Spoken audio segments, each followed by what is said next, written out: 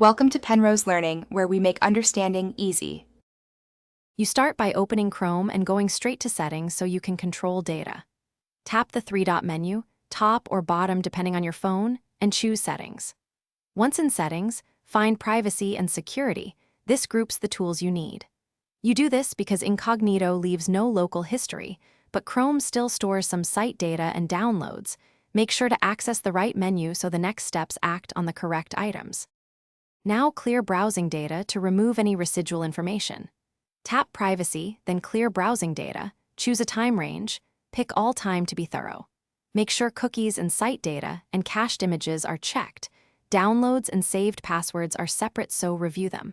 You must confirm because this permanently removes stored files that can reveal activity. Once done, Chrome will erase items tied to web pages that might persist even after Incognito, reducing traces on your device.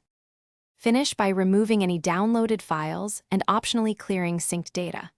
Open your Downloads app and delete files saved from Incognito. They remain on disk unless removed.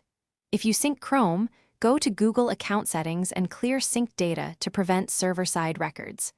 Restart Chrome and open a fresh Incognito tab to test.